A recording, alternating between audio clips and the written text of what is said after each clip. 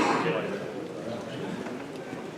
I'm sorry to start the program right now, but I'm in a tight schedule. Without further ado, let's get this show on the road. First of all, I'd like to welcome you all and say thank you for coming out to NSBE's Lunch and Learn series, the first one for the 2015 year. The title of this one is Emotional Intelligence. So, for an appetizer, we're going to start with a little NSBE introduction. The goal of the National Society of Black Engineers and mission is to increase the number of culturally responsible Black engineers who excel academically, succeed professionally, and positively impact the community. Our chapter, the Potomac River Professional Chapter, was chartered here in Auburn, December 2nd, 2011. We serve as one of the primary sources of professional development of minorities, but not just including minorities, in the Dahlgren, King George, Fredericksburg, Norfolk Neck, and Southern Maryland areas. Our chapter develops programs that strengthen professional development, encourages mentorship for collegiate and primary students. They also create strong relationships within the community. So right now, I would like to take a second to acknowledge our 2014 to 2015 Executive Board. Our president is Mr. Dwayne Nelson. You just quickly raise your hand. Our vice president is Mr. Demario McNair. Our treasurer is Madam Brandy Jackson. Our secretary is Madam Tabitha Walker. Our program chair is Madam Brittany Herring. Our college initiative chair is Mr. Michael Hobson. And his co-chair is Ms. Crystal Satterfield Lee. And membership chair is yours truly, Mandy Jones. Brandy also holds another hat. She's the pre-college initiative chair, and Tabitha is also our finance chair. Our parliamentarian is Mr. Tony Moss. Our social chair is Mr. Michael Tucker. And our professional development chair is Ms. Taisha Carrington. And we currently have two open positions, looking for a public relations chair and a telecommunications chair. So to highlight some of NSBE professional programs, there are vehicles that we use to fulfill our mission, and we usually try to,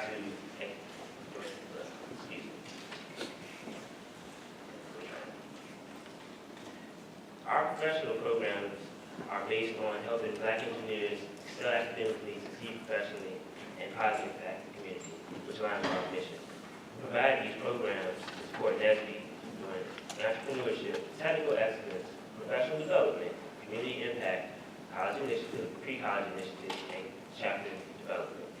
They're also aligned with each of our chairs. So I want to take a second to focus on our pre-college initiative, where we focus on stimulating interest in STEM fields, science, technology, engineering, and mathematics. And we primarily focus on grades K through 12. So throughout the past year, some of our programs have included Rappahannock Big Brothers Big Sisters mentoring, a vacation Bible school and STEM workshop last summer. We do King George Middle School STEM Club. We've been engaging girls at STEM camp, and we also do an invention sponsorship. Our college initiative, we focus on college mentoring at various universities in our region, but not just including in our region. We take campus tours down to VCU, we're planning one to North Carolina A&T, and we also hold educational development workshops here at Mary Washington. So another part of our professional development programs are our monthly general body meetings, our Lunch and Learn series. We have development workshops, and we also participate in our regional and national conferences. Then we have our TORCH, which is Technical Outreach Community Health Programs, how we give back to our community around here. We have participated in a Walk for Education, partnered with the King George Family YMCA for Bright Beginnings mentoring. We've done United Day of Caring, Adopt a Highway, our back to school supply drives, and we do Boston Tots for the Christmas season. We also like to have fun and network among our employees and people in the community. So we have summer cookouts to celebrate the end of our successful year, bowling socials, and we do after work bonding, networking socials, usually at a place like the Chili's or Applebee's or Buffalo Wild Wings. Just meet up, have a little bite to eat, talk about our day experiences. We also do fundraising because organization needs funds to carry out missions. We have partnered with King's Dominion doing our working days, and they give a portion of our proceeds that we earn for serving at the park. We have a Shape Diva Dash fundraiser where we volunteer to work with women promoting healthy lifestyles. It's been in Maryland the last 2 years. We also do Pick for Pay fundraiser where we pick up trash and pick at the dump, and we pay for our time there. And we like to also go to fundraising. We couldn't do it without our sponsors and our partnerships. So we love to recognize the University of Mary Washington, the NSBE Federal Credit Union, who provided our lovely food today, King George YMCA, Rappahannock Big Love Big Sisters, Northern Maine University, and King George Education Foundation. If there are any of those representatives here today, would you like to stand and be acknowledged?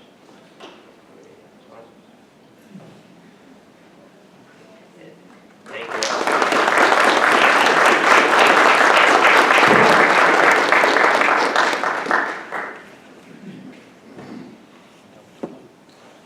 All right, now I'd like to highlight just a few of our membership benefits, because we're always looking for new members. As a member of National Society of Black Engineers, it will be, first of all, networking and a great social environment. We help each other with professional development, ironing each other's skills, helping each other develop positive ways to move up in the workforce and further our careers. We have access to capital and tax preparation workshops and discounted in case you want to take your MCAT or your SATs or just further your education. We have access to Fortune 500 companies through our career fairs that they are sponsored during our conferences. So we help with professional development and resume workshops also. And there's also special interest groups that can help you apply to certain fields where you might not know what I would like to do, but I would like to move up in my field. And so our membership, you can take a, I want you to remember NSBEPotomacRiver.org. That's our website. But you can also go to NSBE.org, and national membership are $50 annual dues, and the chapters is $25, so it's $75 per year. But you can have your first year fee waived if you are a college, recent college graduate, or if you fill out some of our surveys. We offer membership discounts. So once again, if you're interested, please see me or a member, or check out our website, NSBEPotomacRiver.org. And once you join, I'm planning that some of you will, we have a bunch of committees that everybody can join in. You don't know exactly how great at fundraising. We can have you help plan pre-college initiatives. If you're not great with the volunteering community service, we can have you say, hey, why don't you come and help our telecommunications committee, help us communicate throughout the community such as Auburn and our local area. So that's just a list of committees that we have. But what we came for here today is to hear Ms. Sharon Parish. So I'm going to give a brief introduction. Ms. Sharon Marie Parish is a native of Milwaukee, Wisconsin. She's a child of deaf adults and is fluent in sign language. She is a member of Delta Sigma Theta Sorority Incorporated, and she currently serves as Vice President of the Northern Neck Alumni Chapter, and is a member of the Regional Delta Internal Development Team as Virginia Chair. Ms. Parish has worked for the Department of Navy for over 26 years. She started her civilian career as a co-op Department of Education student with formal Naval Undersea Warfare Center in New London Laboratory as electrical engineering training. She has been employed here at NSBE Auburn since 1991. Her first 16 years where she practiced electrical engineering, she also served as a collateral duty Black employment and recruiter for the Command and Department of Labor and Workforce Development Program. Development Program to hire people with disabilities. In 2007, she was promoted via competitive selection as a branch head at the Chemical, Biological, and Radiological Detection, Decontamination, and Information Systems branch. Ms. Parish is currently division head at Warfare Analysis and Advanced Concepts Division that encompasses cost estimation and analysis, architectural development, mission-level engineering, analysis, and modeling and simulation, operational analysis, operations engineering, for marine shipbuilding strategy, human systems integration, science and technology.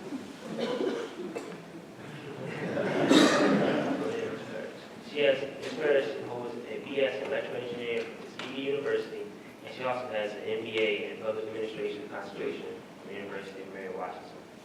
So, I also want to say, Ms. Parish is just an inspiring woman. If you ever get a chance just to talk to her, she's no nonsense. She'll let you know what you need to do and how you need to get there. So, I remember I first met her in 2012. She said, "You can't come in here with an attitude like that." I said, "Yes, ma'am." Every time I see Ms. Sharon walk in the room, I gotta be on my toes. So, without further ado, I'd like to turn the program over to the one we all came in here to speak, Ms. Sharon Parish.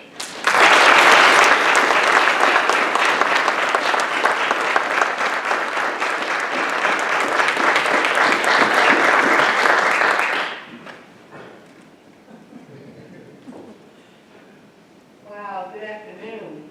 I tell you, Bandy, you have me I am so happy to see so many of you here today. I tell you, this is pretty exciting because I not only have my W-10 family here, and I'm so glad to see you guys. I have some of my former Z department family here, Mr. Leisher, Mr. Anthony, good to see you guys. And others that now if I miss you, don't be mad. That's part of emotional intelligence. Sometimes you have to charge to the head, not the heart, if I miss you, right? And then, I have my sorority sisters here. I see Toya and Sharon and Toys and others. And then I have my blood sister, Marjorie, is here. I'll tell you, Marjorie works at JWAC. She don't come outside.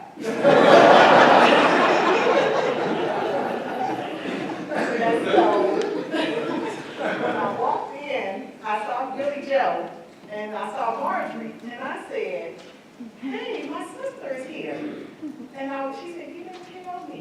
I said, "Oh, how you find out about it?" Somebody else told me. So thank you for coming today. And she's going to tell my mama on video relay on Sunday if I did good or not. So you guys make me look like I did good. That too is emotional intelligence. So thank you for coming out. Welcome. I understand that half of the room is here just because they want to see how I do today. And I'm okay with that. And then the other half is because it's a fun topic. It's a very necessary topic. We live in a time where everything is so social. And I'm telling you, my secretary, Danielle, raise your hand. Raise your hand. Deputy Division Secretary. So I gave my slides to Dwayne and Michael Tucker, and it did not have any brains. And she came to my office and she said, "Sharon, slides are coming. And I said, "Oh, okay." She said, "So I hope you're okay that I add some flavor to it." And I said, "Okay, okay." And she added, so any of the graphics you see Danielle did, and I am so grateful. Because again, that's emotional intelligence. Yeah. Okay? Some people in the room can take just some black and white slides. Other people need the visual, right? And so I was very grateful for that. And one of the things I'm going to talk about later in the presentation is how people with emotional intelligence, including senior leaders, a lot of folks expect us to lead, but we also have to know when to follow. And I needed to follow what Danielle was telling me so that you guys could have a better picture of what I'm trying to talk about today. So thank you very much, Danielle. Move here first.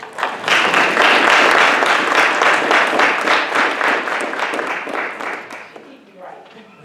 For those of you who know me, I need that. So, emotional intelligence. So there's this long definition up here of what emotional intelligence is, right? But basically, in a nutshell, it pretty much refers to the ability to perceive, control, and evaluate emotions. It determines how you respond to things and how you are capable of recognizing how others are responding. So for me, most times I think I understand people.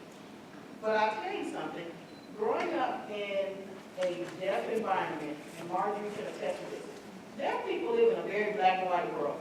Steve and John, you guys know because, I don't have to move that over, because I keep getting it. That's not emotional intelligence, right? That's just but, you know, when we're working with our deaf employees, they don't have that shades of gray like hearing people do. So when I decided that I wanted to be a line manager one day, I couldn't take that very hardcore approach of it's black or white. Because some people can't take that. I can't just say, like I said, Danny, you can't come in here and get like that. You know, some people can't take that. Some people are like, that's too harsh, right? So you have to be able to gauge people and know how they're feeling. That's emotional intelligence. You have to be able to understand that even though they did very well yesterday, today is a different day. And it's tough, right? So when you can get that, then you can basically impact the way you behave and how you interact with other people, right? Okay. All right, so I'll make sure you guys get with me. So, I have to remember do this. Okay. So, understanding the emotional intelligence factors. So there are two factors of interpersonal intelligence, and that's the capacity to understand, you know, the intentions, motivations, and desires that other people have. Okay? You hear a lot, it's a me society, but actually, based on so much that goes on socially, it's not that much. You know, people are constantly doing things in the effort to try to help others. It's just how the others deem that help. If they deem it important, if they deem it good, if they think it's bad, right? Because have you ever had a situation, I know you have, I'm just asking, but have you ever had a situation where you bought someone a gift and you thought it was the best gift ever? I mean, the best gift ever. You like, they love it. Then they get it, open it up, and they're like, oh, this is it? How frustrating, right? You're just like, you told me that you like this. And they're like, that was 5 years ago. You know, you can't keep up. So it's important to understand, you know, what the intentions, motivations, and desires are of people. And it's the same in the workplace. You know, somebody could tell me today, and the line managers in the room, you know, one day they're like, yeah, I really want to be a branch head one day. Then they're on a team, and it's all this drama, and they can't take it, and they're like, I don't want to deal with any more people. Let's look at a technical career path. Because it's difficult. One day to the next, you can change, people can change. So we can't take those things personally. Okay, so the best gift anybody can give me is a fruit tart, a mini fruit tart from Wiggins, and some sunflower seeds. So what did Marjorie give me for my birthday? A big bag, several bags of sunflower seeds, a card, and a nice picture. And I was so happy. Simple things. Right? Oh, it's a go-go. But it's those simple things. And it's the same in the workplace. It seems like we're supposed to do something so huge for people, but it's the simple things that people actually really care about. Being recognized for the work they do. We talk a lot about money. Yeah, there are people who care about money. But at the end of the day, when you get used to the money and you still not satisfied, it's like, okay. So I have to be able to understand that in my workforce, right? So has anyone had the kind of scenario that I talked about when you guys might have given me? I said, you know what I'm talking about. So then you got to deal with your interpersonal intelligence. Because if you go snap off, and I did say snap off, what you mean you don't like this? You just have messed up the whole scenario, the whole application. Sometimes you have to just step back because people will go, they're screaming at you. It happens at work. And my folks, you heard me say it, right? If you really having a tough day, come to my office, you're going to close the door, you do all the screaming you want, don't take it outside this room. Why is that? Why should we not take it outside my office? Exactly. It poisons the environment for you. I don't want that to happen. I want you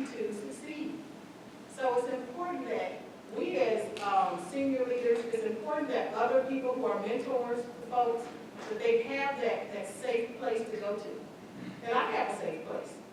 You know, I talk to people in this room and share some very serious things that if they get outside the room, I don't know, you guys might not love me anymore. I'm just kidding. But, you know, I've talked to several people, and it's important to have that. So understanding yourself and being able to understand your fears and motivations, because we all have them, right? We all are concerned about when situations aren't going well at work, and you can't sleep all night because you don't know what the impact will be the next day you come to work. Does that happen to anyone before? It's happened to me, I tell you. Not too often though, because I need my sleep. But emotional intelligence, you know, people look at that as this touchy-feely thing, and it is. And it's okay to be touchy-feely. Let me wait. Because I don't want there to be any guilt complaint that don't touch somebody, like literally. That is not emotional intelligence. That is, you should know better.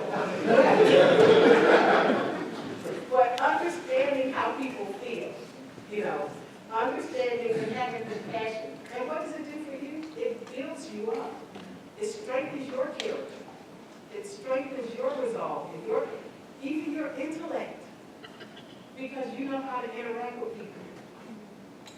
Okay, so no show of hands, but how many people actually kind of grew up in a meeting when you left that meeting, like, oh my God, I can't believe I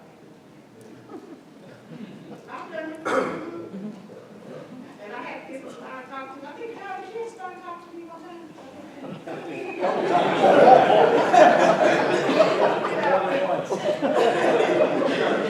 Because sometimes you just step outside yourself. And I thought it was an out-of-body experience. But you can't have too many of those. Because you know that people are label you as that person. So understanding what your feelings are. You know you're sitting there reading, you're mad. Get yourself together. Think about a fun trip you were on, you know. And so researchers say that emotional intelligence is an inherent, you were born with it, type of intelligence. Not so much it can be learned. So I don't agree with that. I think everybody can learn emotional intelligence. It just takes time. Because if we want people to respect us and how we feel, then we should respect others and how they feel, right? So you can learn how to do that. You have to learn how to do that growing up. Disrespect the elder if you want to see what happens. Okay? I know it's a different time. You know, we need to get the books. Okay? So you learn how to stop being disrespectful, right? So you do the same thing at work. Whether it's being put on punishment. How many been on punishment before? Did you learn to stop doing what you were doing when you got put on punishment? So I'm going to take that 2 or 3 times, be a little slow. But in the end, you know, we recognize that if I don't stop, this is what will happen. So I say all that to say, and I'm going to ask you this question. Why is it important to understand these two? Now, I gave you some answers. I tried to make it easy on this one. I'm not going to give you the answers on everything, because that's emotional intelligence. Why is it important? All right. Y'all want me to tell you? Okay. I don't know y'all want to give you all that. It's important to understand the two, because at the end of the day, if you know how you're going to respond to something, and you know how your coworker is going to respond to something, you can mitigate that beforehand. You know, some of us know we are going into a contentious meeting at work, right? You know it's not going to be pretty, because it wasn't pretty last time.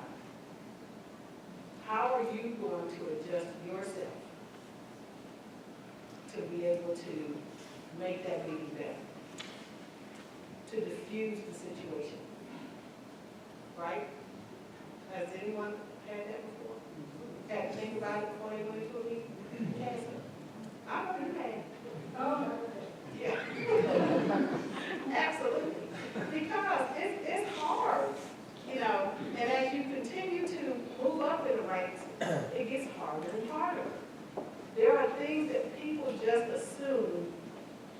people move up, it's getting easier for them. No, there's a lot more you have to deal with, okay?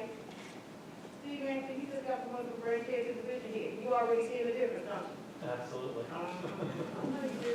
And I know you know. But you have to deal with a whole department of stuff.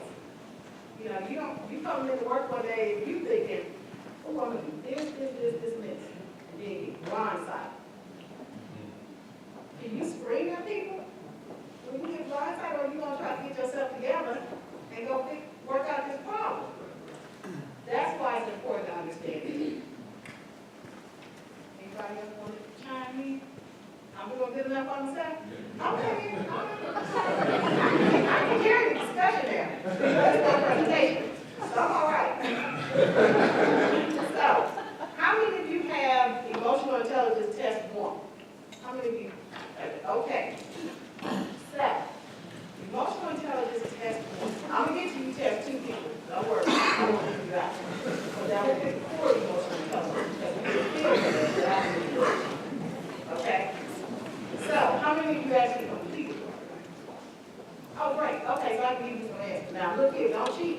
Those things you didn't complete. So I'm just going to tell you how many points you can get. So, if I say you get 10 points for this letter that you circled, and you didn't circle it already, don't circle that so you can make yourself have a high score. And then you have your honest assessment of yourself. Okay? So, if you answer D, you get 0 points. If you answer A, B, or C, you get 10 points. So give yourself 10 points if you answer A, B, or C. It's only 5 questions on each one. Number 2, if you answer B, give yourself 5 points. If you answer D, 10 points. A and C is 0. Okay? Question number 3, if you answer B is 5 points. C is 10 points. D is 5 points. A is 0. Okay, so I'm going to tell you the common thing here is if it's a 0, that means you picked the worst answer. That means emotional intelligence is almost down the drain. We don't help you with that. Okay? Number 4, if you selected C is 5 points, D is 10 points.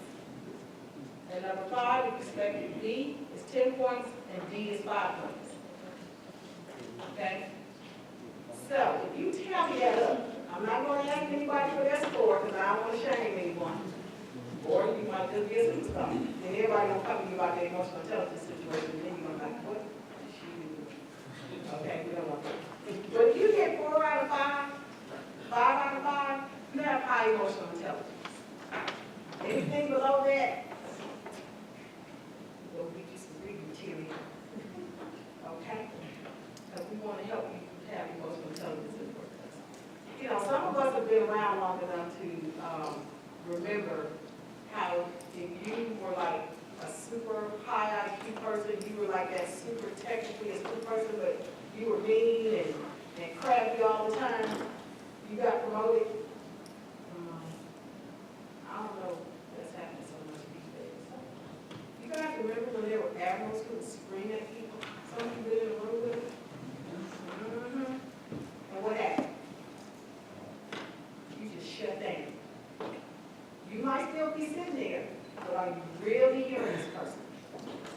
Or are you getting mad too? Like, how can he talk to me like that? That's a lack of emotional intelligence. And people just won't tolerate it anymore. So we have to be careful about those kind of things. Okay? Now, sometimes people do do it. I'm just saying. Because I have it.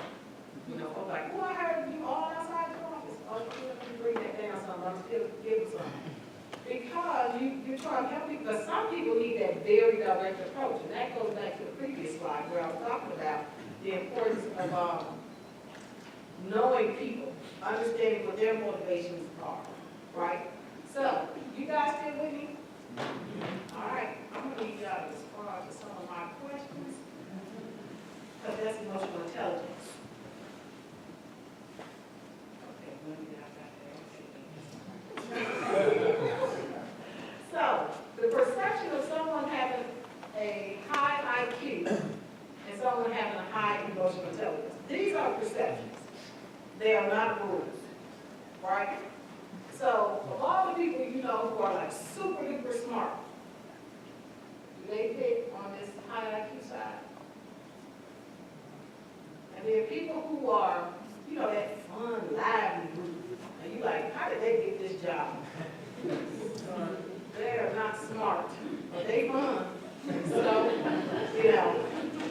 So then the question becomes, does it necessarily mean that someone with a high IQ, with all of these, what look like negative perceptions, are not fun people?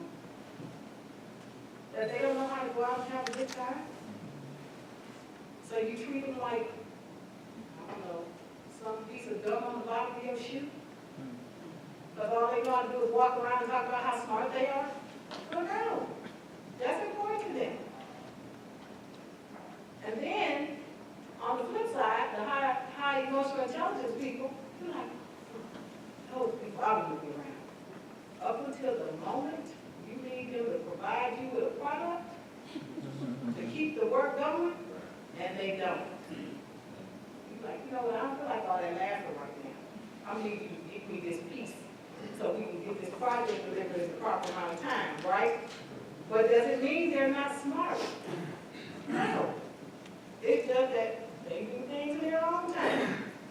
How many of us in here are procrastinators? Okay, I'm be honest. What?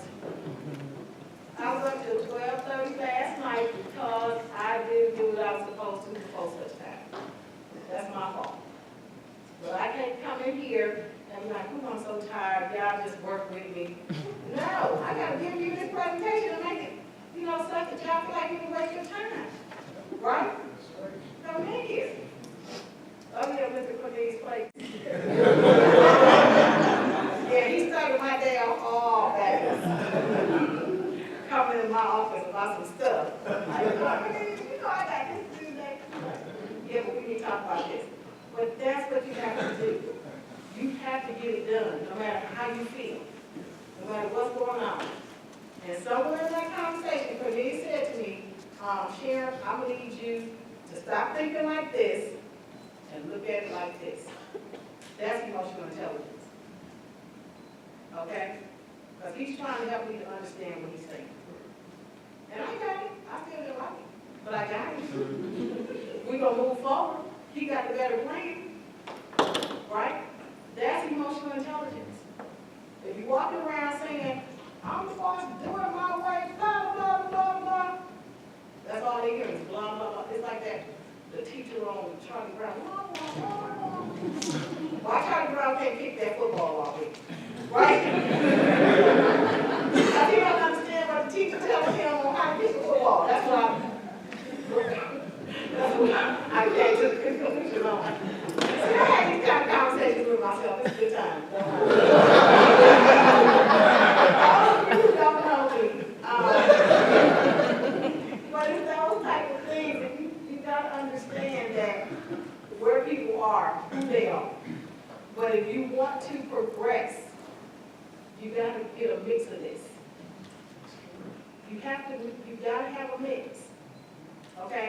Because high IQ, now researchers say, high IQs are 20 to 40% of your success. That means you have 60+% to figure out something else to be successful. With that high IQ. Okay? And, you know, some high emotional intelligence, you gotta have that. But you gotta mix it with the IQ. Understanding the work you're doing. Understanding the climate that you're in. Understanding the environment that you work in. Okay? I went from one department to another department. Very different. Okay? Now, I'm just going to say this, I'm not sure in the room. I like it better over there. But if Stephanie was in the room, Stephanie, you know I like it better over there. But in all honesty, I have learned so much in both organizations. They operate differently, the work is different, right? Okay? Chem Fire Defense is very different from all the lists that Vandy got tired of reading that goes on in W10. But now, emotional intelligence, I didn't want to leave anybody out. Because if I didn't talk about, analysis, then they are gonna be mad at me. If I ain't talk about HSI, Grace was gonna be mad at me. If I ain't talk about cost, I don't see one in here for cost, hold on, where my cost people, okay. Then, hey, my cost people will be mad at me. You gotta get that in there. You have to be understanding that people like to see that they're represented too, that they're important in your organization, right? So we have to remember that. So just remember, it's good to be very smart, but it's also good to just let your hair down sometimes. And you can do that at work. You can go to the, we're seeing more branch and division socials. There's a reason for that, okay? Because we spend so much time together at work that if we're not social in some capacity, we're not really able to communicate. Believe it or not, we're not able to communicate. If it's strictly, I'm just going to come in here and we work. And I know that's what we get paid for. But then, like, I got to go to work again. I love my job. Hey, my job is like a smile. Right? That is important. It's important.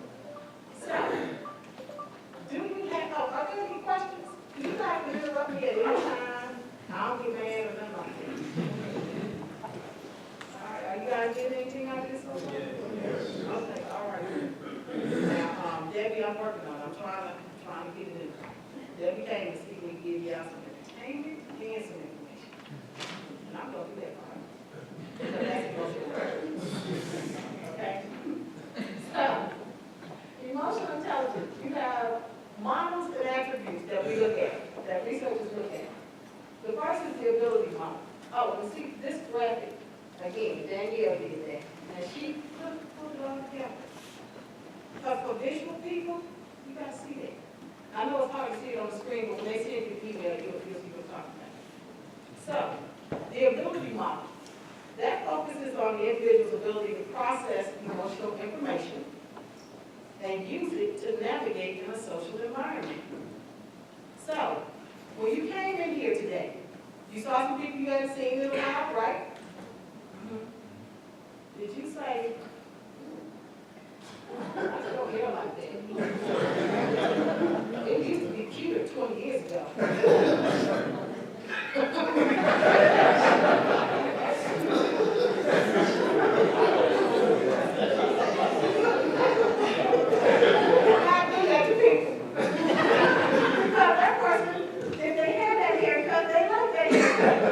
Right? It doesn't matter if you're at home or if you're at work. If you don't understand, and perceive people, the ability model, there's a perception, okay? You're giving that person a perception that you just done turned into this old, yucky person. Why would that be the first thing you say to somebody? How about hi, how you doing, happy new year? How's the kids? How's it going? Right? That's emotional intelligence. Even if you don't like her new haircut. That ain't her problem. That's your problem. Right? So it's important to understand that. So you were perceiving. Okay, so I just gave y'all that example. Did you guys see my face when I gave that example? All right. Okay. So Dr. Michael Hamilton not in the room. But he uses it when he's doing his HSI 3D gestures presentation. One of the gestures he uses is, I'm going to step out here. It's like, well, my wife does this. And okay, so y'all understand the rolling your eyes, rolling your neck in, whatever. What does that mean?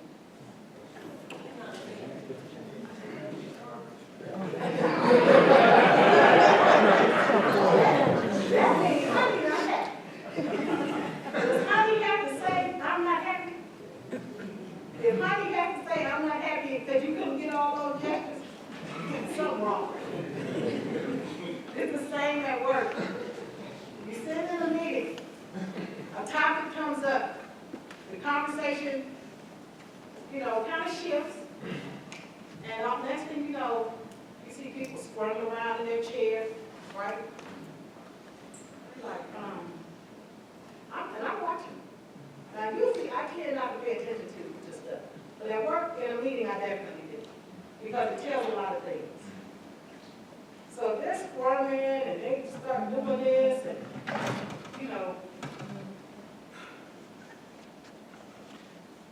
somewhere, somebody got mad. And you got to try to please them. You got to know the body language. Because most people, especially technical people, will not voice that they're not happy about something. They just kind of go with it. But you know that you're not happy, and that other person should be able to pick up on it and try to help to at least get to a point where the conversation is not so disruptive to you that you just don't stay mad. Because if you're mad the entire time in the meeting, are you really hearing anything? What usually happens? You're usually stuck at where you folded your arms being mad. You can't even get to the rest of it, right? Okay. So, then the second one is using emotions, and the third is understanding emotions. Well, we just talked about understanding emotions. And using emotions, that's important. Because if you cannot express yourself verbally, you also have to be able to control your emotions long enough and just hold on and wait and talk to the person. But still try to bring yourself down enough to understand what else is being talked about. Because where you're stuck, they might have gotten you past that if you just heard the rest of it, right? Have you ever had a conversation with someone and you guys are having it out and then they say, well, when I said this, and he's like, oh, well, I didn't hear that. You know why? Because you were stuck. At work, you can't be stuck. Because things have to get done, right? It's important to understand that. So you have to manage your emotions. You have to understand your emotions. The trait model, that's basically how people perceive themselves, how you perceive yourself. How do people perceive themselves most times? Pretty good? They think they're all right? Till somebody tell them that they're not? Then they get mad? We all been there. I've been there. Like, what you mean? Like, I mean what I just said. Okay. So, how should one respond when they're agitated in the workplace? Should they scream? Should they try to resolve it within themselves until the meeting is over and have a conversation? Yeah? Okay. I don't even want to say that's a no-brainer because that might be tough for some people. But we have to work on that. Remember I said researchers said that it's just inherent that you have emotional intelligence? No, you can learn how to act. You can learn how to get yourself together. It's necessary, it's important. Okay? And then the mixed model is basically, you have both the ability and the trait models. You understand how others are perceived, how others feel, as well as yourself. How do you make sure you're putting your best foot forward? It's not just enough to be the smartest person in the room. But it's important. Okay, I'll say it again. It's not just enough to be the smartest person in the room. I tell people all the time, every last one of my employees I've ever had is smarter than me. And I'm okay with that. Because sometimes I need to listen to them. And I'm going to bring in some of my stuff. And I'm going to take into consideration what they had to say. And I have to be able to make a decision based on multiple factors. But it doesn't mean that what they're telling me is not important. And the line managers in the room, they know that. It's not. When you practice an engineer and scientist, you got all the answers. Because it should just be like this. Until you move up in the ranks and be like, it's just like that. Don't make way anymore, is it? And even you know, the senior technical people, senior program managers. They know, okay? So I'm stopping being serious. That was my serious. Did you guys say that was serious?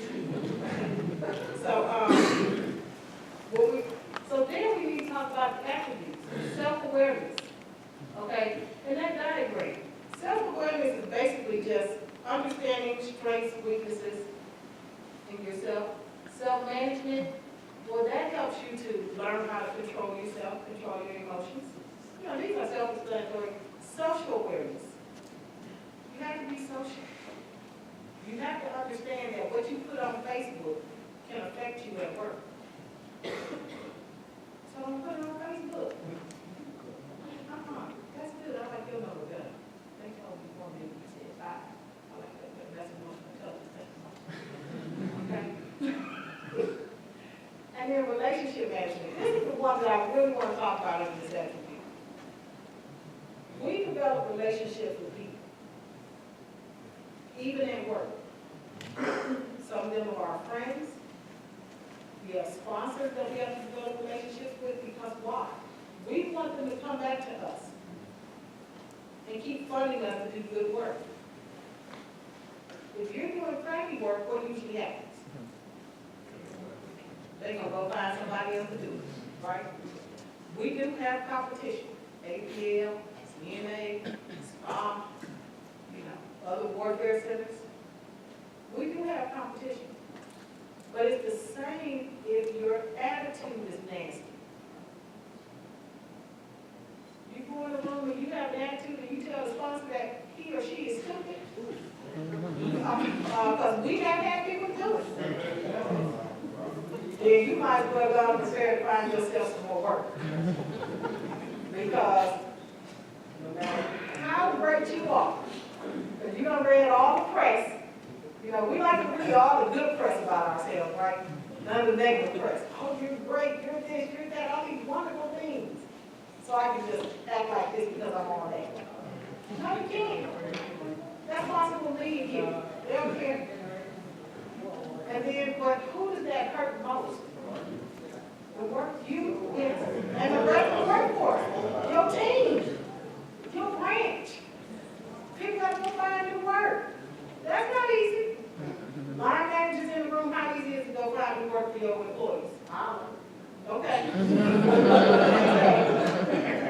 It's important to understand relationships because as you move on, you know, you still need to be able to have those advocates in the room for you. I want to make sure that if somebody calls John Leisher as my former department head, that he's not going to say Sharon Parish is a crazy person, she don't do anything, all she does is fuss and complain, and doesn't bring a solution. I don't want him to say that. I want him to say something good about me. And thank you very much, because I know you did. That's how I got my promotion. Okay? People call references. Don't leave a bad one. You talk about, I don't care about that bridge I'm burning down. Okay, then until you want that promotion. And you didn't put their name on there, but you know, sometimes people will call. They can find out who your old boss was. And that usually raises a red flag, right? If you don't put your immediate past supervisor or your current supervisor on there, I don't know. So, just understand, relationships matter. Can we all say that? Relationships matter.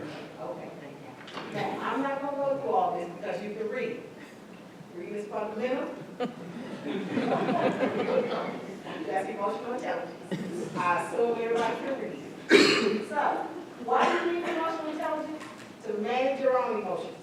I've talked that so many times. How many of you got it? You understand? Manage your emotions.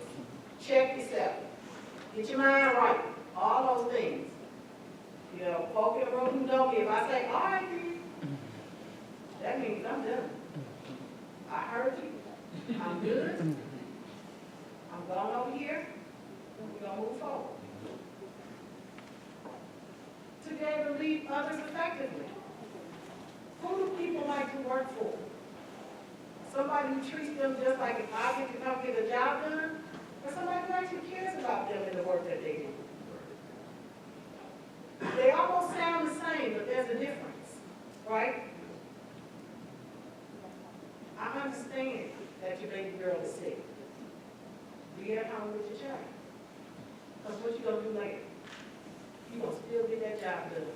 appreciating the fact that I care about your baby being sick. Okay? If people are happy at work, they tend to be more productive at work, right? Folks who have a bad job or a bad boss, they're gonna do their job. Now, don't get me wrong, people will still do their job. Ooh, it's tough. But when you're happy, when you know that people care, when you know you have good work, you feel like, wow, it's gonna be a great day. I'm coming here, and no matter what, the toughest day on my job is my best day. The toughest day is my best day, because I made it through, and I had somebody else do it. That's important. Sharon, Yes. oftentimes our senior ND4s, they don't realize what they project is picked up by all the senior people. So you have a bad attitude about the sponsor, a bad attitude about your line, a bad attitude about your organization. You're not just poisoning yourself and making yourself look bad, but you're passing that on to someone who may not have the emotional maturity, technical maturity, professional maturity to say, yeah, it may look bad today, but we can do this. You know, we can do this. So being that agent of change and putting yourself out there and setting an example is very important. Absolutely. I think that's a great point, because we have, I'm almost done already, guys. I'm gonna give you test number 2 people, your score too, so you can do that. But we raised a very good point, because we do actually have the ability to influence others. And we can either influence them in a good way or a bad way. And yes, it's on you if you influence a young junior engineer in this bad way of doing business. Because what usually happens is it stunts their growth. It stunts their ability to get promoted. We all know at least one person, every single one of us in this room, the one person who is extremely, very technically astute, but can't get an ND5 to save it. And usually it's because of an emotional intelligence situation. Yes, I trust you to go out there and speak the technical jargon, but I can't trust you not to act a fool in front of people and shame the organization. You cannot do that. None of us want to get that phone call saying this person acted up and it's detrimental to you guys. Because then now I got to get you and your workout situation, because you can only mess it up for yourself. You mess it up for everybody else. Okay? It's important, people. So, emotional intelligence offers leaders, and we're all in here leaders. I'm blessing everybody. Okay? We have the ability to empathize. We have the ability to motivate. And we have the ability to provide effective leadership based on everything we talked about. Okay? So for those who have test number 2, let me give you a score. Hopefully you guys do it right now, because you learned from test number 1, hopefully that you later, but you might want to do it. Okay? For number 1, if you selected B, 5 points, D is 10 points. For number 2, A is 10 points, C is 5 points. If I don't call the letter, that automatically means it's a 0. 3, B is 10 points, C is 5 points. 4, A is 10 points. That's it. Number 5, B is 5 points, D is 10 points.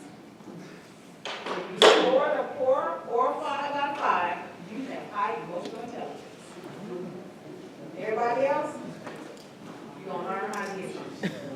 Okay?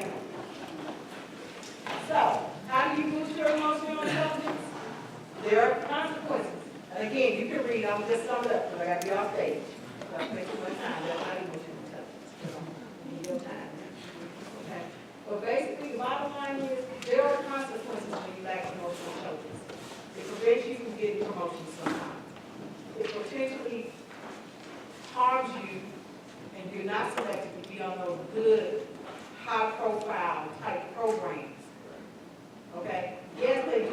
very smart people, but they also want people who can go out and work on a team. And working on a team means you're dealing with a lot of different personalities. And some of you just don't like, but you still got to work with them. You have to adjust yourself to be able to work. So how do you increase your emotional intelligence? All the things I talked about. Understand your negative emotional triggers. Diffuse instead of incite. It is okay if you are right. But don't say, well, I'm right and you're wrong, blah, blah, blah, blah, because I'm telling you, you've already shut down. Step out of the room. Take a break. One of the questions on there, and that's the high score question too, is so take a 20-minute break. Take a break. Come back. Get yourself together. All right? So, that ends my presentation. Oh, well, I gotta say this. Develop a servant's heart. I have to say that. I just have to. Understand, if you help others, you will succeed. But if it's solely about yourself, you're going to have a hard time with it. And there are people who have made it, but there's a stopping point for them. You help others, you will always be successful. I am definitely that person. I am here because other people, I've helped them and they've helped me in turn. Okay? So, thank you very much. I guess if you have time, if anybody wants to ask a question? Okay, anybody want to ask a question? You don't have to. Did you all enjoy your lunch? Yes. Let me just add something here real quickly. Thank you. 30 years, over 30 years in the government, I'm encouraged by seeing all the people in the room here because, like I said, 30 years, I've yet to see, and a lot of you have heard this story from me, I've yet to see a program where effort failed because we put unintelligent people or non-technical people, not non-smart people, however you want to call it. We're very intelligent here, very smart folks, college educated, master's degree, PhDs, but the programs I have seen that failed was just because of things Sharon pointed out here. People couldn't communicate, people couldn't get along, egos got in the way, those sort of things. So as you go along in your careers, and when you supervise people and you have people along, they're going to come in and say, I want to go get my master's degree and that sort of thing. That's great. But tell them to work on these type of things too, because this is what makes or breaks us here at Dahlgren as an organization. And those are the things that are going to make you also successful as you go along the line. And then look at the people who do it well. And the people I've seen that do it well are the ones that, you know, the secretary that rose up through the ranks to become a branch head, division head, or department head, your EAs. The one that stands out for me is my department admin officer, Sheila Morris. Came up as a secretary. She is one of the most emotionally smart people that I've ever met. I go to her for a lot of advice. So also your staff sergeants, your former master chiefs, the individuals that have come along, you know, the people like Terrell and Marines, or retired Marines, I'm sorry, not former, retired. So look at those folks, look around you, okay, the technicians. So thank you for listening to me. Thank you, Sharon, that was a great presentation. Thank you. Thank you.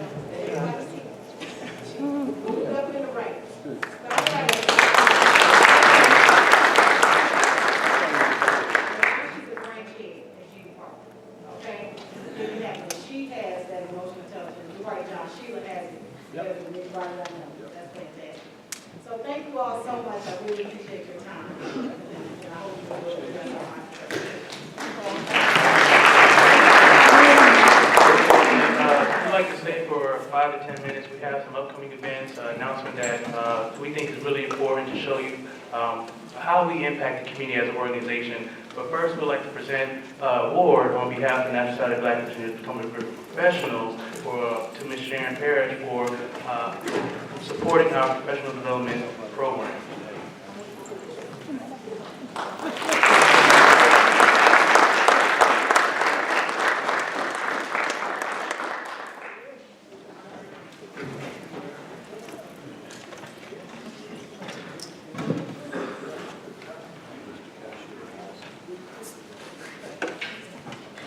Also, I failed to mention that we have a survey on your desk. If you can fill that out, it'll take you less than 60 seconds, and drop it off at the basket. Ms. Brittany Herring is holding it. If you could drop that off at the basket, this will help us improve our next Lunch and Learn. Because we're always looking for the best way to provide professional development programs in the community. So thank you. So, real quick announcement. I'll make this very quick. We'd like to draw your attention to next Thursday, January 29th. There will be a career advancement discussion with some great panelists. Our own Mr. Dale Sisson, Q Department, Ms. Meredith Von Durant, Chief of Staff, Mr. Dennis McLaughlin, Ms. Toy Small, and Mr. Jose Morales. That'll be next Thursday, January 29th. We'd love to see you all here again at 12 o'clock. It's going to be great. One more big one. And also next month, we'll be having our second lunch and learn for 2015, Mr. Derek Hinton. It will be February 19th at right here in Mary Washington. So those are our two big announcements. Once again, NSBE has so much stuff going on. So if you just have a little bit of time, check out our website, nsbepotomacriver.org, and we have stuff going on almost every week. I'm not trying to hold you here, but I want to say thank you all for coming out, and I hope you were enlightened from Ms. Sharon Parish. Thank you. Also, I'd like to add that everybody that signed up, you will receive a copy of the presentation, so that way you have time to see the presentation and also our upcoming event. So again, thank you for coming. Thank you.